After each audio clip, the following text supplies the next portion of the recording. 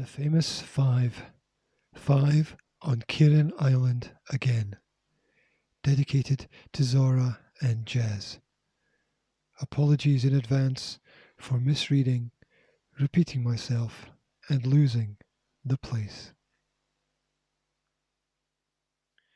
Chapter 21. The End of the Adventure. "Where's he gone?" said Aunt Fanny, quite hurt. Nobody answered. Julian, George and Martin were watching the tower with anxious intensity. If only Uncle Quentin would appear at the top. Ah, finally, there he was. He had taken up with him a big stone. As everyone watched, he smashed the glass around the tower with the stone. Crash, crash, crash. The wires that ran through the glass were broken and split as the glass crashed into pieces. No power could race through them now. Uncle Quentin leant out of the broken glass room and shouted exultantly, "It's all right. I was in time. I've destroyed the tower that might have blown up the island, and you're all safe." George found that her knees were suddenly shaking. She had to sit down on the floor. Timmy came and licked her face wonderingly. Then he too sat down. "What's he doing, smashing up the tower?" asked a burly fisherman. "I don't understand all this." Uncle Quentin came down the tower and rejoined them. "Another 10 minutes, and I should have been too late," he said. "Thank goodness, Anne, that you all arrived when you did." "I ran all the way home, told Aunt Fanny, and we got the fishermen to come over as soon as they could get their boats," explained Anne. "We couldn't think of any other way of rescuing you." "And where are the wicked men?" "Trying to escape down the undersea tunnel," said Julian. "Oh, you don't know about that one, Anne." And he told her while the fishermen listened open-mouthed. "Look here," said Uncle Quentin, when he had finished. "As the boats are here, the men might as well take all my gear back with them. I've finished my job. I shan't want the island any more." "Oh, can we have it then?" said George, delighted. "And there's plenty of the holidays left. We'll help to bring up what you want, Father." "We ought to get back as quickly as we can, so as to catch those fellows at the other end of the tunnel," said one of the fishermen. "Yes, we ought," said Aunt Fanny. "Gracious, they'll find Mr. Kirrin there with a broken leg," said Anne, suddenly remembering. The others looked at her in surprise. This was the first time that they had heard of Mr. Kirrin being in the quarry. Anne explained. "And I told him he was a very wicked man," she ended triumphantly. "Quite right," said Uncle Quentin with a laugh. "Well, perhaps we'd better get my gear another time." "The two of us can see to that for now," said the burly fisherman. "George here, she's got her boat in the cove, and you've got yours. The others can go back with you, if you like, and Tom and me will fix up your things and bring them across to the mainland later on. Save us coming over again." "Right," said Uncle Quentin, pleased. "You do that, then. It's down in the caves, through the tunnel, behind the stone." They all went down to the cove. It was a beautiful day, and the sea was very calm, except just round the island where the waters were always a bit rough. Soon the boats were being sailed or rowed to the mainland. "The adventure is over," said Anne. "How strange. I didn't think it was one while it was happening, but now I see that it was." "Another to add to our long list of adventures," said Julian. "Cheer up, Martin. Don't look so blue. Whatever happens, we'll see you don't come out badly over this. You helped us, and you threw in your lot with us. We'll see that you don't suffer. Uncle Quentin, we'd never have got through those falls of rocks if we hadn't had Martin and his spades." "Well, thanks," said Martin. "If you can get me away from my guardian, and never let me see him again, I'll be happy." "It's quite likely that Mr. Kirrin will be put somewhere safe, where he won't be able to see his friends for quite some time," said Uncle Quentin dryly. "So I don't think you need worry." As soon as the boats reached shore, Julian, Dick, Timmy, and Uncle Quinton went off to the quarry to see if Mr. Kirrin was still there, and to wait for the other two men to come out of the tunnel. Mr. Kirrin was there all right, still groaning and calling for help. Uncle Quinton spoke to him sternly. "We know your part in this matter, Kirrin. You will be dealt with by the police. They'll be along in a short while."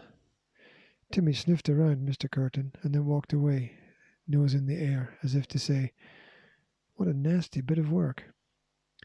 The others arranged themselves at the mouth of the hole and waited. But nobody came. An hour went by, 2 hours, and still nobody. "I'm glad Martin and Anne didn't come," said Uncle Quinton. "I do wish we'd brought some sandwiches, though." At that moment the police arrived, scrambling down the steep sides of the quarry. The police doctor was with them, and he saw to Mr. Kirton's leg. Then, with the help of the others, he got the man to the top with great difficulty. "Julian, go back and get sandwiches," said Uncle Quinton at last. "It looks as if we've got a long wait." Julian went back, and was soon down the quarry with neat packets of ham sandwiches and a thermos of hot coffee. The two policemen who were still left offered to stay and watch, if Uncle Quinton wanted to go home. "Dear me, no," he said. "I want to see the faces of those two fellows when they come out. It's going to be one of the nicest moments of my life.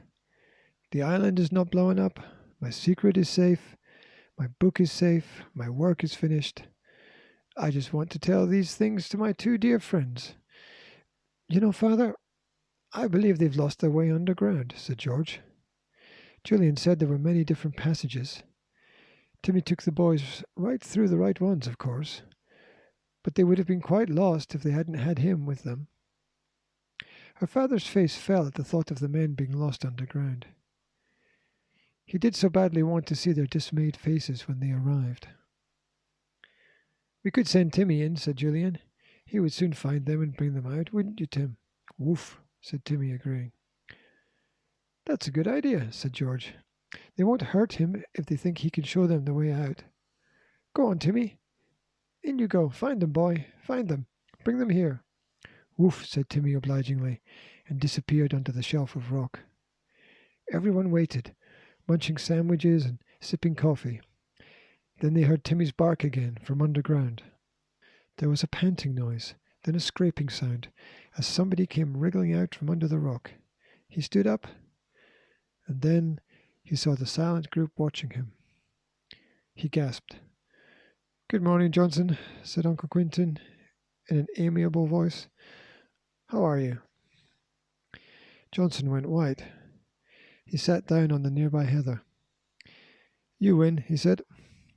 "I do," said Uncle Quinton. "In fact, I win handsomely. Your little plan went wrong. My secret is still safe, and next year it will be given to the whole world." There was another scraping sound, and the second man arrived. He too stood up, and then he saw the quietly watching group. "Good morning, Peters," said Uncle Quinton. "So nice to see you again. How did you like your underground walk?" "We found it better to come by sea." Peters looked at Johnson, and he too sat down. "What's happened?" he said to Johnson. "It's all up," said Johnson. Then Timmy appeared, wagging his tail, and went to George. "I bet they were glad when Timmy came up to them," said Julian. Johnson looked at him. "Yes, we were lost in those hateful tunnels. Gordon said he'd come and meet us, but he never came." "No, he's probably in the prison hospital by now, with a broken leg," said Uncle Quinton. "Well, Constable, you can do your duty." The two men were at once arrested.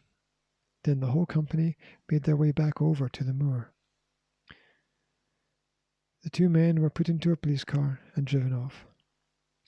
The rest of the company went to Kirrin Cottage to have a good meal.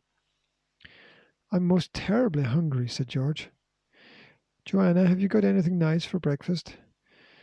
"Not much," said Joanna from the kitchen. "Only bacon and eggs and mushrooms." "Ooh," said Anne. "Joanna, you shall have the OBCBE." "And what may that be?" cried Joanna, but Anne couldn't remember. "It's a decoration," she cried. Well, I'm not a Christmas tree, shouted back Joanna. You come and help with the breakfast. It was a very jolly breakfast that the 8 of them sat down to.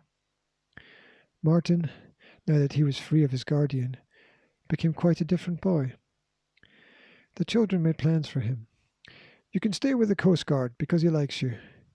He kept on and on saying that you weren't a bad boy, and you can come and play with us, and you can come with us to the island, and Uncle Quinton will see if he can get you into an art school. He says you deserve a reward for helping to save his wonderful secret. Martin glowed with pleasure. It seemed as if a load had fallen away from his shoulders. I've never had a chance until now, he said. I'll make good. You see if I don't. Mother, can we go and stay on Kirrin Island and watch the tower being taken down? Begged George. Do say yes. And we can stay there a whole week. And we can sleep in that little room as we did before. Well, I suppose you can, said her mother, smiling at George's eager face. I'd rather like to have your father to myself for a few days, and feed him up a bit. Oh, that reminds me, Fanny, said her husband. I tried some soup you left for me the night before last, and my dear, it was horrible, quite bad. Oh, Quintin, I told you to pour it away.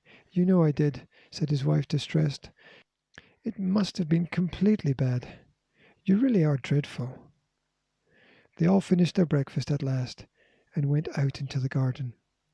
They looked across Kirrin Bay to Kirrin Island. It looked lovely in the morning sun. We've had a lot of adventures together, said Julian. More than most children. They have been exciting, haven't they? Yes, they have. But now we must say goodbye to the 5. And to Kirrin Island too. Goodbye, Julian, Dick, George, Anne, and Timmy. But only Timmy hears our goodbye, for he has such sharp ears. Woof. Goodbye.